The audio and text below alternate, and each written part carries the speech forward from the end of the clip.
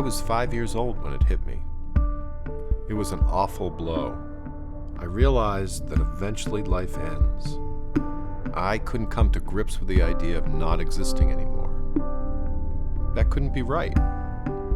Disbelief was quickly followed by an unbelievable sadness, which fortunately passed. But as the decades go by, that feeling surfaces and then fades. I've always been curious, how do other people deal with it? How do they manage it? I can't be the only one who wants to know, how do we live knowing that we are going to die?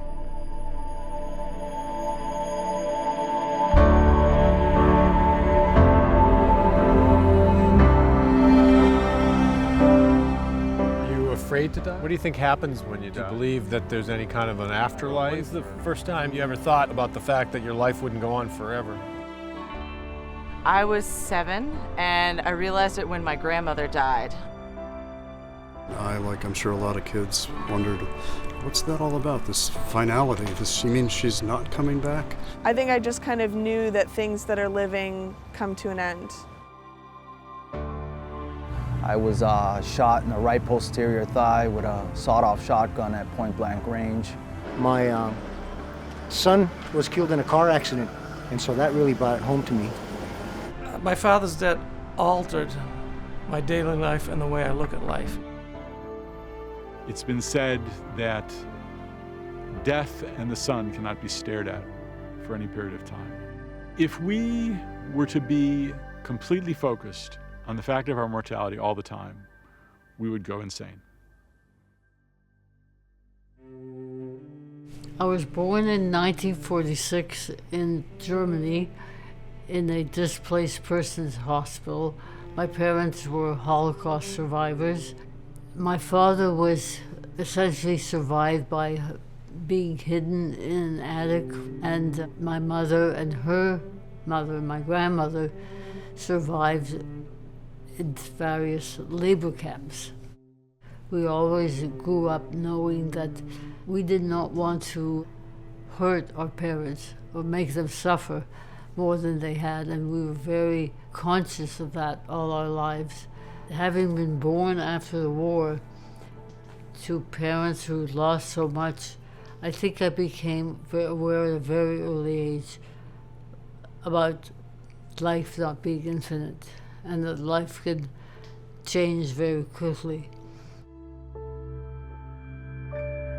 I was diagnosed with ALS, which is a degenerative muscular disease for which there really is no cure right now. And as you can tell, some of the symptoms involve speech deterioration and swallowing and breathing. Those are my main symptoms now. And I know it's certainly much more difficult for her, but for me it's heartbreaking. When I first got the diagnosis, Jim, my husband, was with me. And I was shell-shocked. I mean, I had the feeling, you have got to be kidding. It didn't quite register. It did, but I was more in a state of disbelief and maybe some denial too. Denial is a wonderful protector, but there are only so many times and so many ways that you can successfully, for the moment only, fool yourself. If there is no cure, chances are that I will pass away from this disease. I just can't believe it. Just cannot comprehend it. When you wake up in the morning and there's nothing wrong with you, it's like a miracle. It's like you rolled dice. Say you had to get a 7 to have a healthy situation. For every day, years, 5, 10, 25, you're rolling 7s for years, for decades you're rolling 7s, but you're not even thinking about that when you're younger.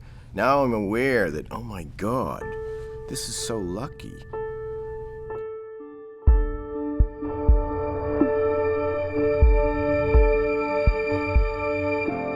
ALS struck Rachel out of the blue.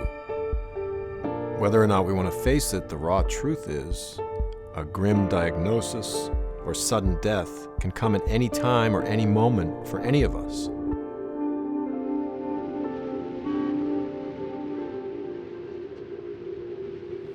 All of us know we're going to die. The question then is, how do we incorporate that into our day-to-day lives? And to what extent does denying that we're going to die get in the way? I believe that we're driven by our need to suppress an awareness of our mortality, primarily by fear.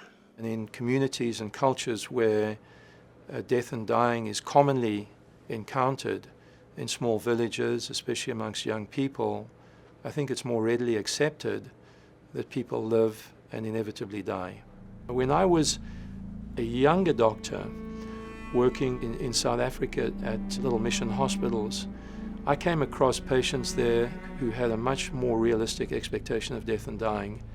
And in my experience, this was because these folk were more used to family members dying, especially children. It's not uncommon in a family that we would see at the hospital that one or two of the young children had died, before they'd reached the age of 2.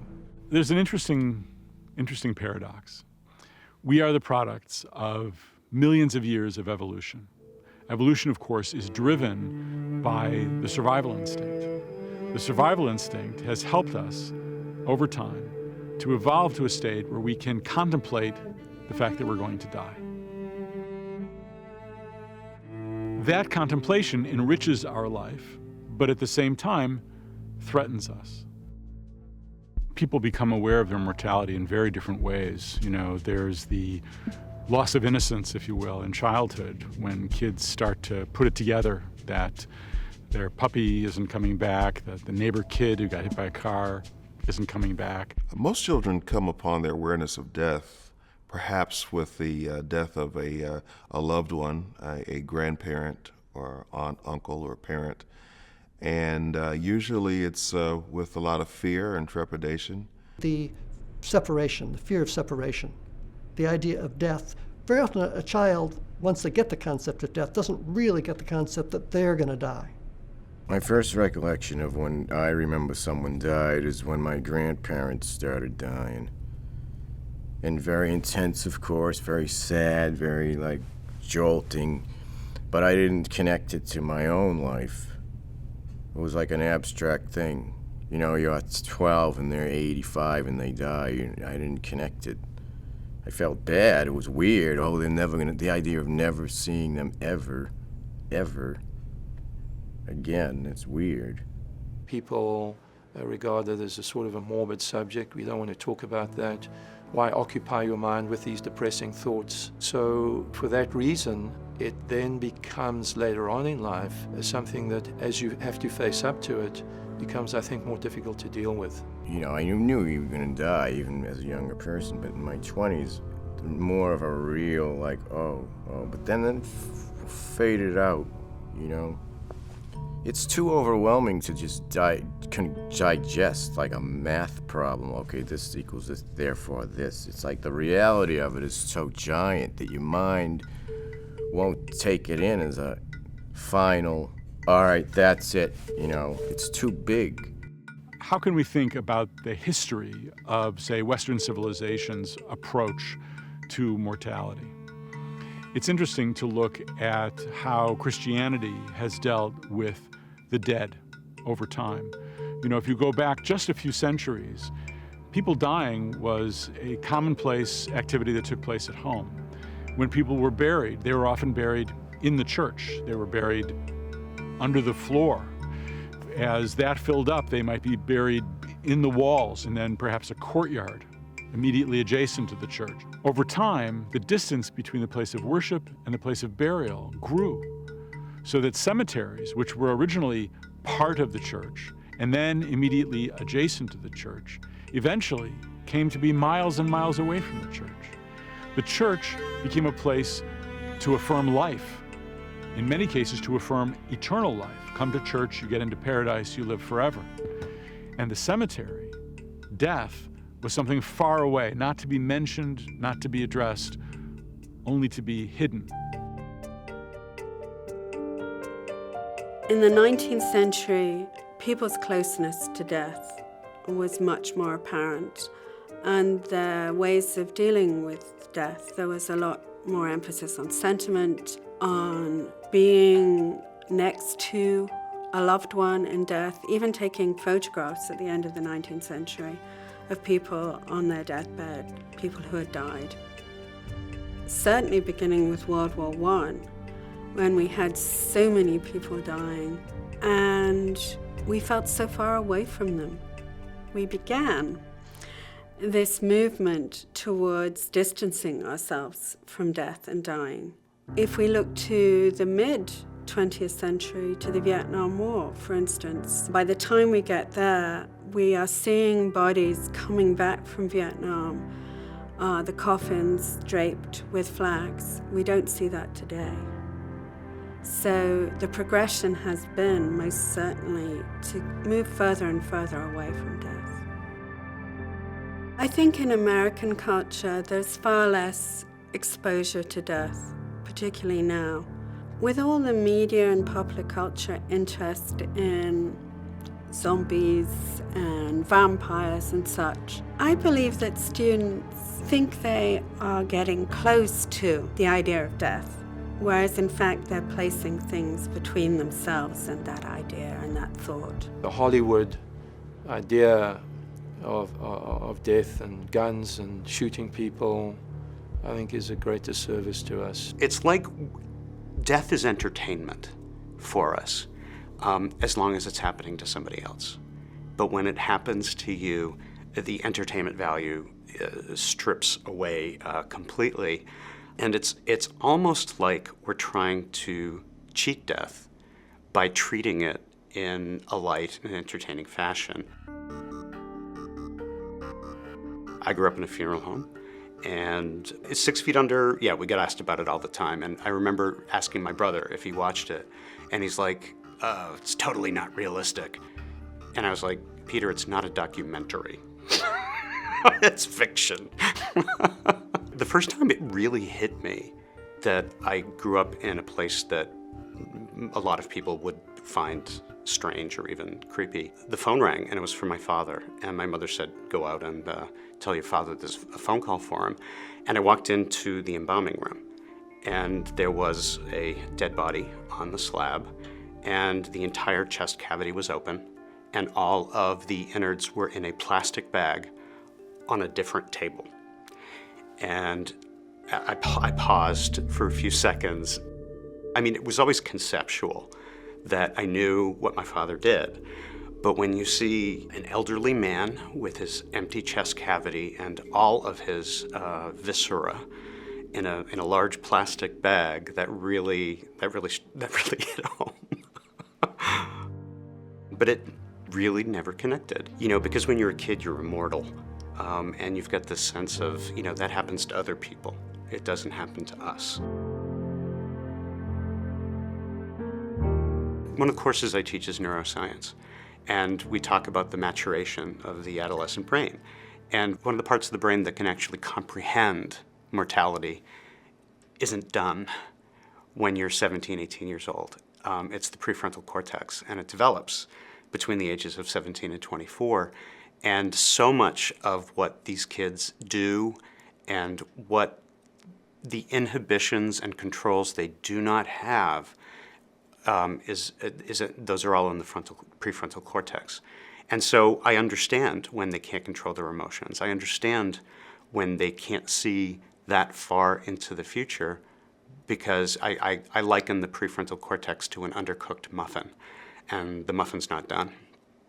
I think the students get an opportunity to think through their position on a number of very fundamental issues related to life and death. And these are going to help them in their everyday experiences in the months and years ahead.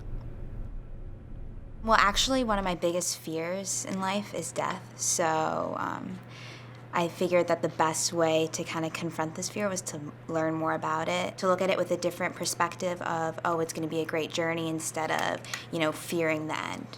I think I'd rather get like cut off in the head or something like really fast and just die instead of, you know, having to like stay at the hospital and just like, you know, like stay in the bed every day. I was probably an early teen, maybe 11 or 12, and my family and I were taking a flight to Miami. And on the flight, there was a storm of some sort over Miami. The turbulence was getting really bad until eventually all the lights turned out and the plane fell. There was like a lot of screaming and people were really panicking. And I think that's when I first came to think, because as I sat there, I'm like, oh my gosh, this plane is going down, and that's it for me. And when we landed, I was like, wow, like, I survived that, but the idea of death coming at me so early and so young, it made it such a reality that death could come at any moment. My interest in death and dying was because I feel like it'll make me a better doctor. I feel like as a physician, a lot of people just keep pushing and pushing, and I feel like it's better to recognize a point where you need to stop and let a person go. Megan, don't you dare make faces at this camera. I was born in Overland Park, Kansas. I was really involved in sports. But, you know, I had a great childhood.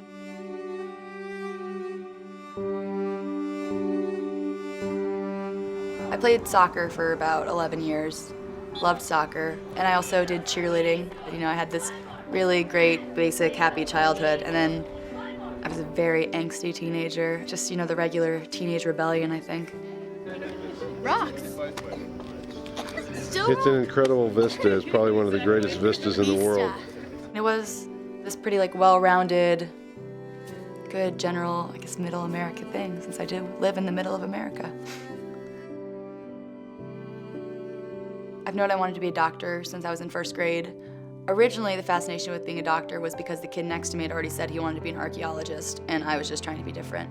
And then as I've gotten older, like, I've just been more and more drawn to it. I'm at Boston College and I'm studying pre-med. But at 19, you feel pretty invincible, you know? You're healthy and you're gonna be healthy into the, like, future as far as you can see, and it never, like, dawns on you that that might not be the case. I remember the doctor telling me I had leukemia and just, like, kind of going into shock. And my parents were crying around me, and the doctor was immediately going into freezing eggs, missing 3 years of school, like, just throwing all this stuff at me. Like, it was really shocking, really overwhelming. Like, my heart's even beating really fast right now thinking about it. I was trying to, like, find some kind of acceptance of the idea, but I was 20.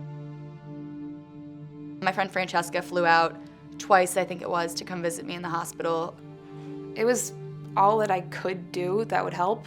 I hoped I was helping, and she seemed to want me there. I just wanted to see her and make sure she was okay as much as she could be.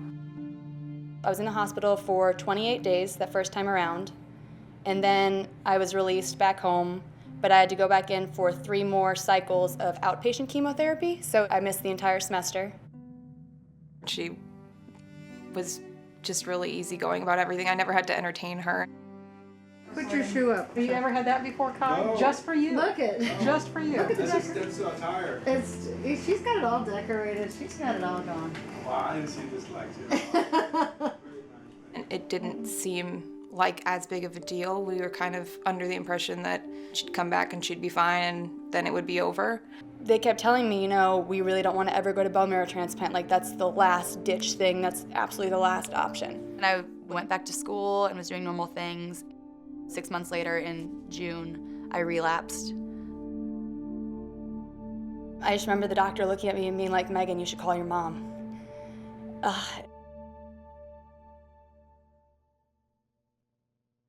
I don't have no fear of dying.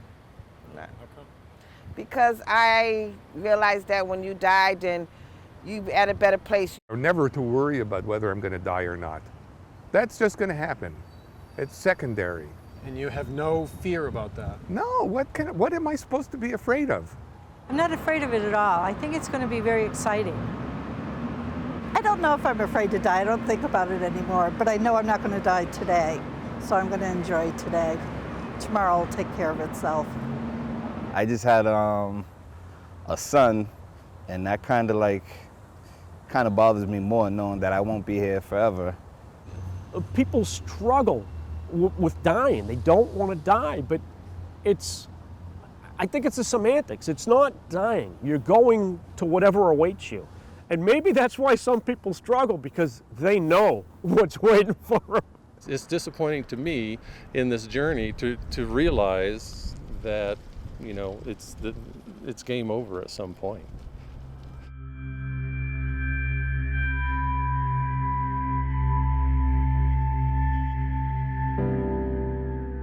If death is the end, what are we afraid of? Are we literally afraid of nothing? In my case, I would say the answer is yes. It's the idea that everything I value will come to nothing. Relationships, work, sense of security, all gone, just like that.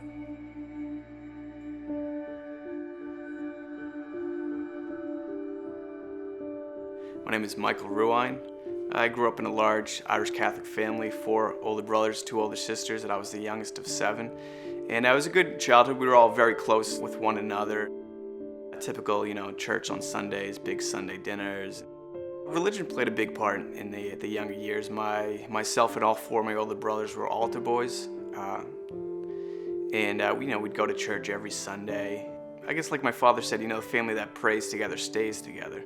I don't know if I could say what exactly it meant to me, but it was just something there that I could feel, you know, there was just this faith. Every time my father and mother had us pray the rosaries together as a family, every time that we did that, it actually worked for whoever we were praying for, you know, so I think there was definitely that connection that I was able to see. I met Michael when I was in high school. What stood out for me was like he just seemed to be very generous. He always had people in mind.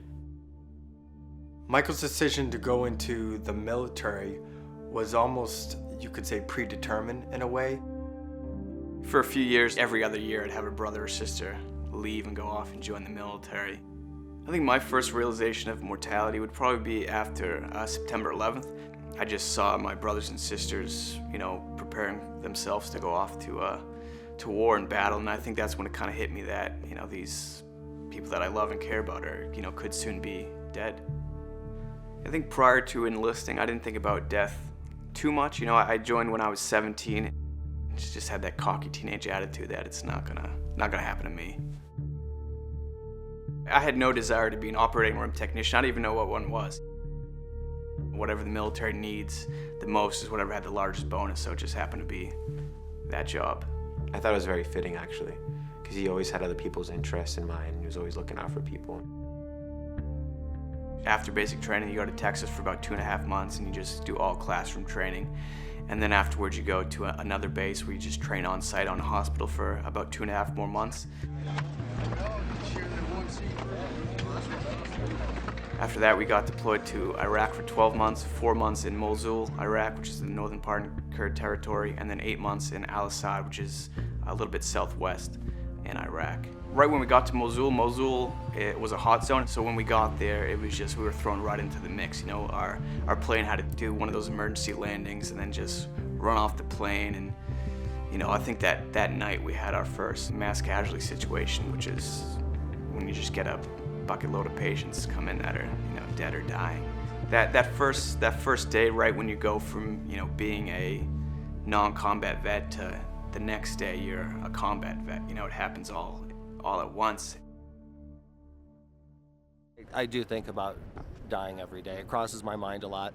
I think about things like that I could be sitting at my home and a truck could go through the wall, or that right now while we're talking something could go wrong with the electrical system here and I could be electrocuted. It always comes in a way you're not expecting. And when I see that in news stories, I think about the poor person that was struck by the bus. They just left a Starbucks or they had breakfast that morning with their mom, and it wasn't the day they thought like, I'm sure I'm gonna die today. So, you know, it always, for the most part, I think comes as a surprise. I've had AIDS for 28 years. So that in and of itself has changed my perspective on mortality. I found out in 1986 and I had a doctor tell me that I shouldn't take it as a death sentence, that I could live for another year. So I lived my life pretty much thinking that's what was going to happen. And it took a long time before I realized like either God doesn't want me or Satan's afraid I'll take over, but it seems like I'm gonna be here for a while. It was really a blessing that I didn't see at the time because it freed me to do things that I wanted to do, like get a macaw, and I became an artist, and I paint, and I'm a poet. I write stories, and I traveled. I was like, I'm going to cash in my chips now. So I traveled around Europe and Central America. I took classes, not because I was working towards a degree, but because it's like, I just want to take that. So I lived my life in a way that I think a lot of people wish they would, and that I'm sure I wouldn't have had it been under different circumstances. Anything you want to say, buddy? Nothing? I've never been able to get this bird to talk on command. Soon after I got diagnosed, I got this idea in my head that I wanted to be a hospital clown. I don't just want to be ALS. So I thought being a clown was a perfect antidote. Your primary purpose is to admire the object, you see. So if someone is here and I think Rachel. It was pretty intense. It began immediately with different exercises, and it was very physical.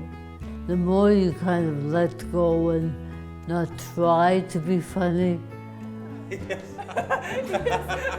then I think that's really most effective. The primary thing was to trust my intuition. Today I am a toothpick. And not to think things too much, like, should I do that, should I do this? It was just going from the heart and trusting that it was going to be okay. Never say you're a clown. It's a secret. Why? Because basically you can be anything you want. You can be an animal, you can be the river, you can be the wind, you can be many, many different things.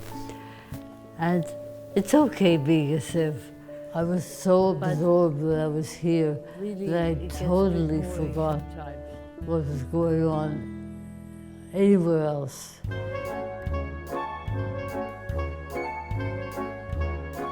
I felt very free. I hope to bring that air of freedom and lightness into everyday life. As Rachel discovered, clowning involves more than just making people laugh. It's about spontaneity and trust and the art of connection. In other words, beneath the humor, the currents run deep. I'd say the same about legendary comic Stephen Wright. Stephen and I became friends while working on a TV show some years ago. And I thought he might be a good mind to probe because of his unique, perspective-shifting take on life. Myself, I've lived, and I think people live, they act like they're gonna live to be 800 years old. Oh yeah, okay, I'll do that. Now I'm extremely aware of it, and I try to do things right now. Oh, I should call that guy up. Yeah, I haven't talked to him in a while. Now I call that guy up. I should go there and visit that person. Now I go and do it, because you have no idea.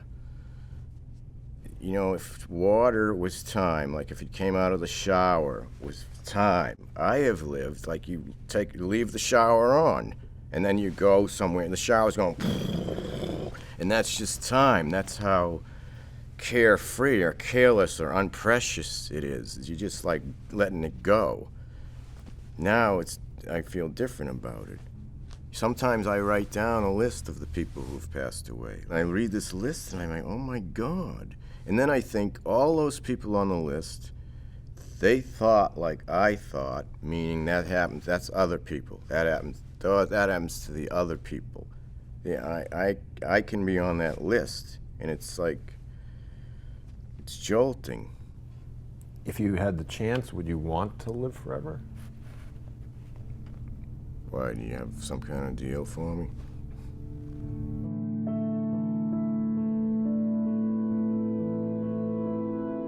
I think it was much harder the second time because it seemed much more real and the threat was a lot more real. I just cried. And I didn't go home. I didn't tell my parents. I didn't want to tell anyone until I was sure. which they did not appreciate later on. It was really hard hearing that I had to get the bone marrow transplant. Your choice is to have the bone marrow transplant and have a 50% chance of survival, or not have the bone marrow transplant and die. So I made the decision pretty easy. It wasn't really real to me until that point. Like, I might actually die, this might kill me.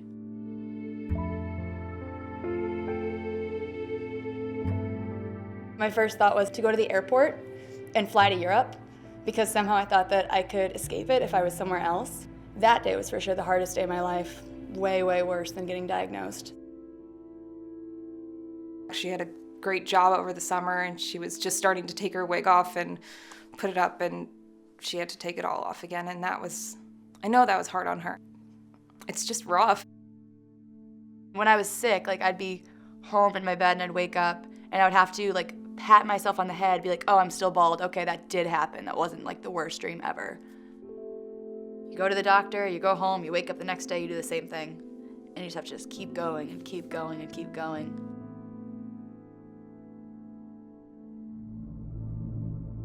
They give you this long list, and it's just a really terrible meeting. They just, like, go over this list of 400 ways we might kill you. I think the one thing I would do differently as a physician myself would be to remind them that 50% of people do survive. I feel like I heard a lot, there's a 50% chance you might die, and you kind of stop realizing, oh, there's also a 50% chance I might live. The first day that I found out that I was in remission when I originally got diagnosed, that was a great day, but I think the best day for me was day 100 following my bone marrow transplant. The head doctor likes to give the good news, so he walked in with this giant smile on his face. It was like, 100% donor, you're already there, like, this is awesome. And so that was just the biggest relief, waiting to hear those words. And so when you finally did, it was like, oh, I'm like getting my life back. It was amazing. It was definitely the best day. Having been diagnosed with prostate cancer, one of my best days was finding out that my cancer hadn't spread and that my surgery had gone well. My experience wasn't anywhere near as scary as Megan's, but it did make me think about the prospect of dying, something I've been doing off and on since early childhood. I doubt that I'm unique in that respect, which means that avoiding the subject with kids in an effort to quote-unquote protect them may not be a good idea. Our children look to us for information about what is dangerous and what is not, about what should be a subject for discussion and what should be avoided. When we talk to our children about death, we are bringing them into a conversation that they're going to have with themselves one way or another, no matter what we do.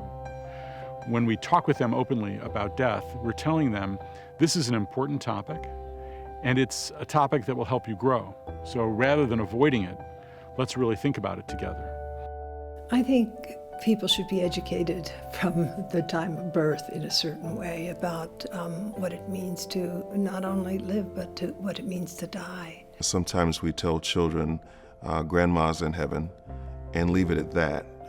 I don't think that does enough to deal with the physical reality of death. I think we have to talk about its permanence. I think sensitively children should be introduced to the reality of impermanence. And I think one of the most powerful settings for that is the natural world, because you see impermanence so vividly there. And by analogy, we can transpose that reality into the reality of our human life. I think the most important thing we can impart to our children is the safety inherent in discussing things, even things that upset us and that frighten us. Death brings up very powerful feelings in adults, and they reflexively want to protect their children from those painful feelings. What the kids see is avoidance, and they read avoidance as danger. By talking with your children about a loss, by bringing them into the discussion, not only of this person's death and disappearance, but also of your own pain and your sadness, you're validating the feelings they may already be having and opening up a conversation about one of the great mysteries of being a person. It is the bedrock of our spiritual life, say the ancients. And our spiritual life informs our values informs our behaviors, and our behaviors inform our culture. And so understanding the truth of our mortality at a very profound level is an existential question that gives depth to human life. And what would you say to that 5-year-old boy that had that first realization that everyone is going to die? I think I wouldn't have said anything to the child who said, "You mean we're all going to die?"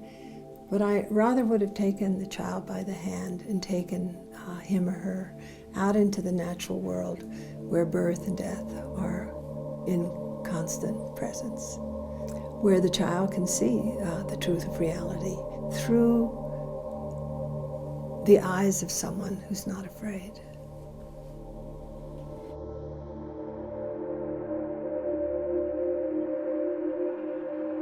In Iraq, death was in Michael's face all the time. It was nearly impossible not to face his mortality. I remember one of those first days there was a mortar attack, and we all had to jump into a bunker, like right at the last second as mortars were hitting all around, and we're, running with our rifles in our hands, and we just dive into this bunker. And it was right when we had first got there, and me and my buddies were all kind of like worried, like, oh my God, that was crazy. But there was a bunch of other vets that were in the bunker too, and they'd already been there for, months and months, and they were just calm, sitting there smoking cigarettes, and we were the ones that just got there. We were all like worried, In training, when you're doing these surgeries, you can only train for what surgeries happen. So, we're training on appendectomies and colonoscopies and just whatever random stuff happens. But in Iraq, suddenly you're doing, a quadruple amputation, fasciotomy, X-fix, and all these exploratory lab for a 50 cal gunshot wound. Even the worst ERs in the U.S. aren't going to see any things that we saw, on a daily basis. There'd be time we'd be doing surgery and the mortars would be hitting the hospital. We can't leave in the middle of surgery, so we would just have to keep doing surgery as the whole hospital is shaking and part of it's collapsing and the lights are flickering. And, some of that became common. With him having to work 24 hours straight for 3 weeks at a time, to me that can really put the pressure on someone too, and cause someone to be in a stressful situation even more stressed. We also got a lot of the reward too, because we got to be the ones to actually dive in and save this person's life or this person's limb. It's almost like that book, Johnny Got His Gun. We had patients like that where we just cut off all their arms and legs, and they're gonna wake up the next day and have no arms and no legs and just messed up. And I think in war, when you kind of lose those parts of yourself, it's that same phantom limb pain, but it's with almost parts of your soul where it's just part of it's gone, and you might still reach for it, but it's just gone. Sometimes we would have a patient die several times on the table, and we'd bring him back and bring him back. And I had several patients myself just die in my hands, and I just didn't feel anything about it. The most difficult surgery that I've ever done was actually a surgery on a bomb-sniffing dog. It was a German Shepherd. I remember feeling so much more sad for some reason just having that dog look up at me, where he had less of an idea of what was going on. He was just having fun, and next thing you know, he's blown up to pieces and he's getting surgery, and we gotta just look down at him. He's looking back up at you with those big brown eyes, and I just remember that was just a tough one for some reason. I don't know why, but that was just a tough surgery. I was a little bit concerned about his emotional well-being. Whenever anybody goes over in the war, you're gonna come back with a lot of, things to deal with. There just became a point where I'd be sleeping and the mortar attacks would start happening, and I'd be so tired that I wouldn't even get out of bed. I think for a person to survive in a war or do what they have to do, they have to just turn parts of themselves off, where, for instance, say there's fight or flight. You've got to turn that part off because it's just fight or fight.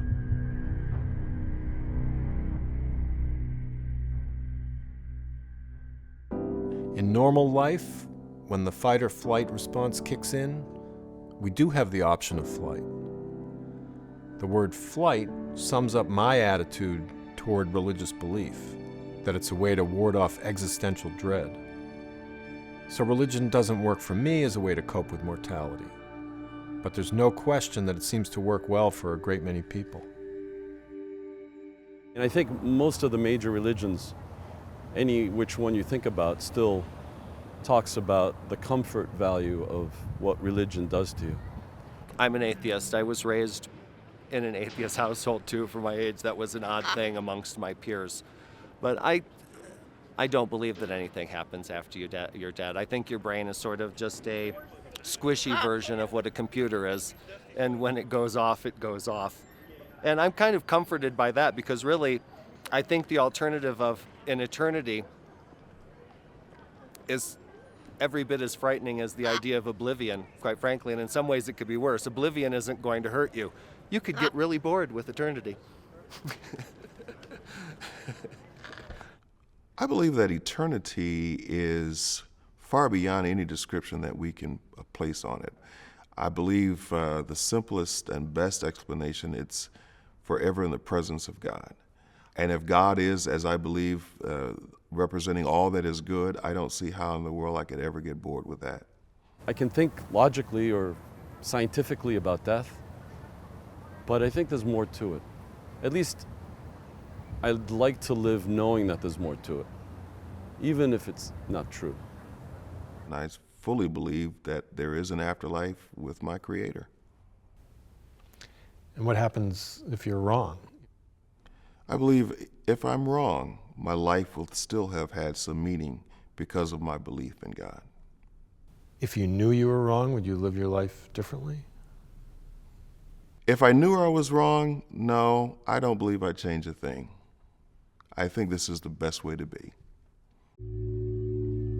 A good point of being Catholic is that you know that there is something good after this life.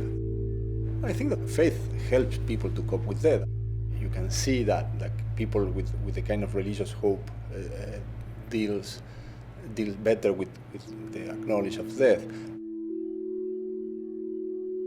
I don't know if religious people are better able to cope with death and dying. I can't say that at all.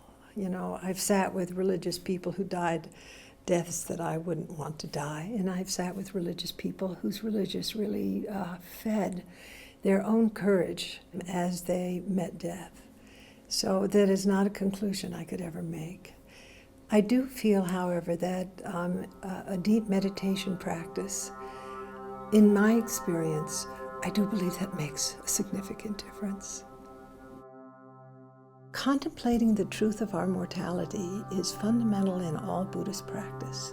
This is really important because when we come into the realization of the truth of our impermanence, we have a very different relationship to how we live, how we treat others, and also of the preciousness of this human life. What happens to that soul afterwards, we have no clue. We've never been to the other side and then come back to explain it. Judaism does not hide the reality of death from a communal perspective. So when it comes also to the funeral itself, people help in the burial. It is a profound Jewish tradition that people help put the earth on the casket. They take the shovel, they take earth with their own hands, and they fully experience the feel of the earth, the sound of the earth landing on the casket. It is not easy to do. You're never desensitized when someone you know dies. It touches you right here, and it'll shake you up.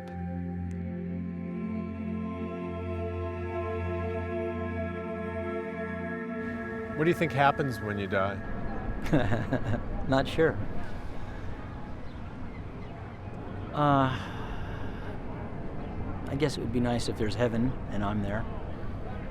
Over the years, I've had all different beliefs: reincarnation, heaven, nothing. I guess whatever it is, we lose all interest in what's going on here because no one ever, seems to come back or try to contact their loved ones, I'd like to think of that you go to a better place. You know, the ancient Romans thought of the Elysian fields, so that's what I like. I think it will end up being a lot like it was before I was born, blackness. So it will not affect me because I will not be there to be affected. We can't even comprehend infinity. We're incapable of it as people. So how can you comprehend what you're part of or what could be? I figure I'll let it be a surprise.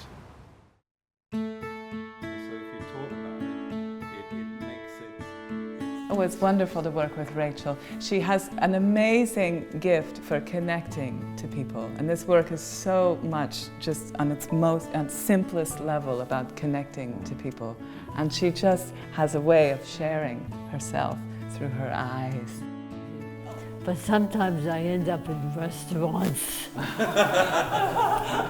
Overall, I found it wonderful, very exciting, and surprising to myself. I got a real boost of confidence in myself, and I feel very, I guess, very proud that I was able to do this. There's a lovely quality that Rachel has, just to be able to name what is true.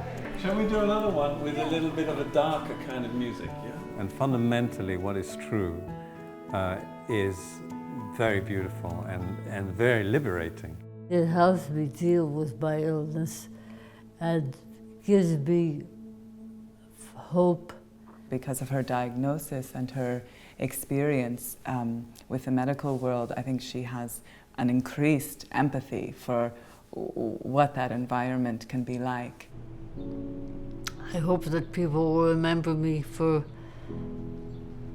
my humor and creativity and the person that I am. The title of my book of poetry, which deals with my parents' experiences, I call the title Except for That. And that was my mother's attitude, that she had a happy childhood, she said. And when I reminded her about the war, she said, oh yeah, except for that. So she never focused on that. She always considered her life a miracle and something to cherish and enjoy. The survivors play poker. Every week they gather, Hanka, Gusta, Meyer, Hala, and Sam, to test their luck again. Seared blue numbers in ragged formation line up across their arms. 5 cards for everyone. Select the ones to keep. They place their bets on what to hold or hope to hold. Luck is their obstinate companion. They always break for tea, sliced apples, peeled oranges on an altar of white lace. And someone says, as someone always does, let's enjoy now. I read somewhere the best invention in life is death, because if we knew we could live forever, we'd never do anything. And I think it's, whether we have an illness or not, it's the idea of death that drives us all to accomplish things in our life, because we know that there's an end.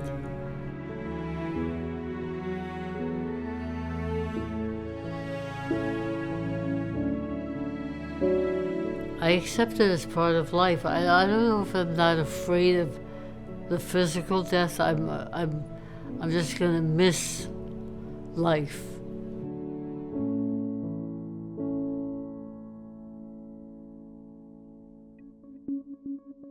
If you only had 5 minutes to live, what would be the most meaningful things you could do in those 5 minutes? How important is it to maintain that perspective? Joan Halifax has spent the better part of her life caring for people in their final days and minutes.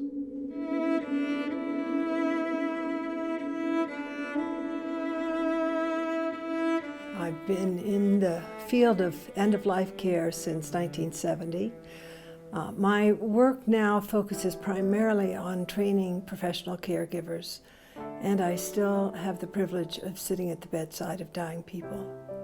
I'm involved in working in hospitals all over the world at this point in my life. In a way, it's a kind of calling, as a way to begin a gentle revolution in the field of end-of-life care. I think my interest in end-of-life care really started when I was a child, when I was deeply ill, gravely ill. And it was how I was cared for that made a difference in my life. Not just that my life was saved, but the care that I received influenced me deeply and probably kind of turned on a compassion gene or a care gene. How can we bring more compassion, more respect into our care of dying people? And of course, there's not one person at this moment listening to my words who will not encounter death. That's very clear. And so this is a kind of complex that lives within us. How will we meet death? Who will be there when we die? What are our wishes should we have a prolonged dying process? How do we want to die? Do we want to hasten our death? It's very interesting to sit here for a few moments to reflect on the deaths that I've witnessed. And yet the one that is most vivid to me is the death of my father. The night that he died, we brought him home from the hospital, and he was not cognizant that one could see. I put my hands on either side of his head as he was going through this paroxysm, and I said hundreds of times, "Thank you, Daddy. Thank you." And it was something I felt with every cell of my body. The extraordinary gratitude that a daughter feels for the unconditional love of her father, knowing that I could not, in many lifetimes, express my gratefulness, except that it came forth like an ocean from me. Yeah. And he calmed and died.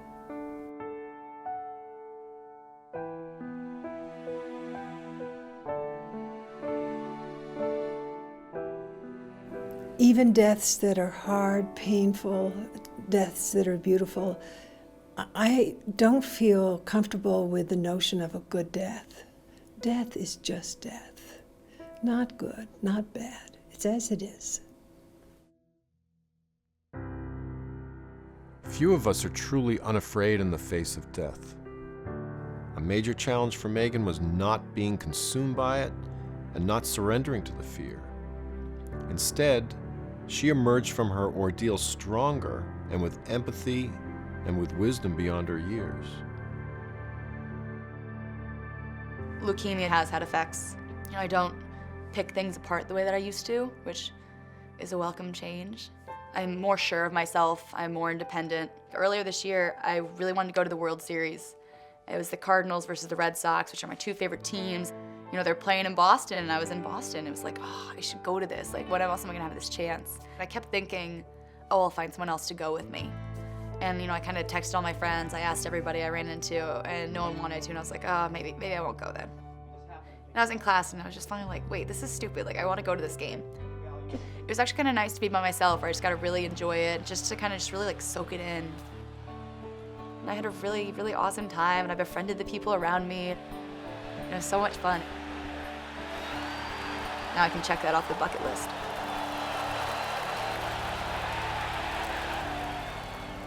It's nice not having to wait for people to catch up to you to do the things that you want. Not all the effects have been positive. I don't feel indestructible the way most 23-year-olds do anymore. I don't feel like this immortal person that nothing bad can happen to until I'm, really, really old. I don't think anyone ever thinks that they can face this kind of diagnosis or that they will. Everyone should be educated about mortality and death. I mean, it seems like this thing that you only have to deal with when you're 80 or 90 and this thing that seems so far away for people, especially like us in college and younger people, but it surprises you. I don't think I think about it that often, but when you get older, like I am now, and you know, you go to your class reunion, and there's about 30 names of guys, and you think of them like when you knew them, and it kind of stuns you every time you read the list, and you just recognize 10 years later there's going to be more on that list. I have a kidney transplant. I have my son's kidney in me, and I have had open heart surgery, and I'm still moving and feeling pretty good. And I guess that's the thing too. I don't want to die. I know people that actually say they look forward to it, but I like to hang on. I love life. I love breathing. If you've ever had pneumonia, you know what I'm talking about. I love breathing. I love sitting here in the shade, looking around, talking to you, my beautiful wife next to me. I just love it. I can't get enough of it. We're all dying. You're dying, I'm dying. I mean, you may get there before me. I mean, so it's not a given that either of us will be here tomorrow. And Tom is not. He passed away months after our interview. It was a stark reminder that none of us can foresee, let alone control, when it will happen. You spend the whole deployment thinking about what coming home is going to be like. And then once you come home, it's never like what you expect. I remember just getting in with fights and just doing more risky behavior because I didn't care if I lived or died. When he came back, I did notice that there was something different about him. Like something had changed, like when he had gone over there, like some of the things that were important to him before weren't as important. I think I came back from the war more closed off. I think I found it definitely harder to connect with people.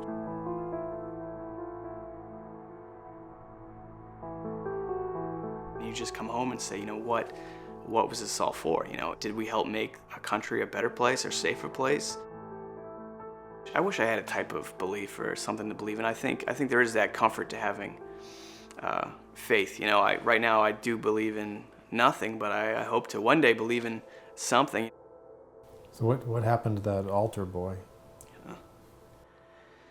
Yeah, the altar boy's done and gone. He's just another life.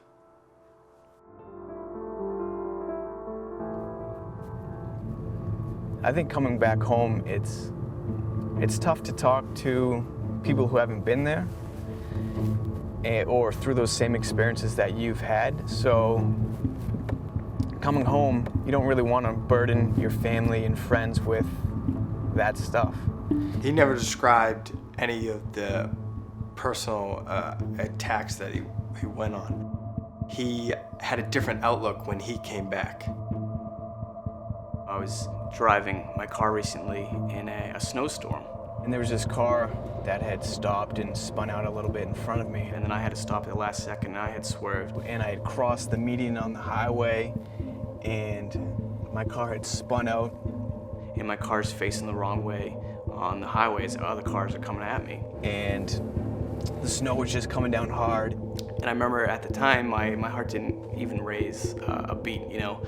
I was just totally calm as the car's spinning. Something like that just had no effect on me, I guess. And I just put it in reverse and turned around. You know, I think you just do lose that part.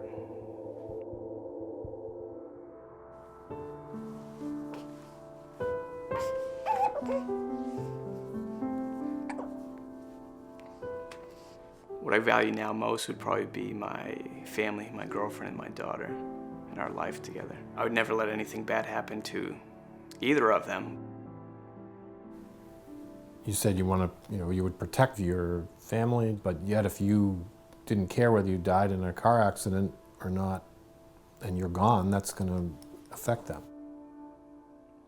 Yeah, I guess it's not so clear-cut and defined how I feel about things, but I think it's possible to, care more about someone else than you care about yourself. I guess the biggest thing is you don't feel like you have a place in the world anymore. I don't want to die, but I'm not afraid of it. I don't have any fear involved with it. For Michael, a paradoxical effect of war has been to eliminate his fear of death. For some of us, the problem is trying to manage the fear, at least to the point that it doesn't destroy our peace of mind. This film started a quest to figure that out. Its title, aside from that, was based on an old joke. Aside from that, Mrs. Lincoln, how is the play? It's an absurd joke, but there's a kernel of truth there. The inevitability of death doesn't necessarily have to overshadow every other aspect of life. It wasn't until months later that we learned that Rachel's book of poetry was coincidentally entitled Except for That. Her mom's response to how she could be grateful for a wonderful life in spite of the horrors of war and the Holocaust. I asked a lot of questions in the beginning. It comes down to one for me. Will coming to terms with the inevitability of death help us live a fuller, more authentic life? In the course of making this film, I've discovered it will for me.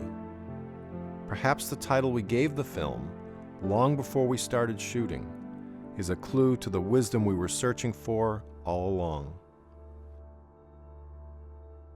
I think most people manage the knowledge of their mortality by setting it aside and paying as little attention to it as they possibly can. How can we go to a place where there is nothing? It's very hard to wrap your head around the idea of having no idea, to wrap your head around the existence of not existing. Yeah, of course it's frightening, because it's like everything that happened while I was here, well, that goes on, and I do not.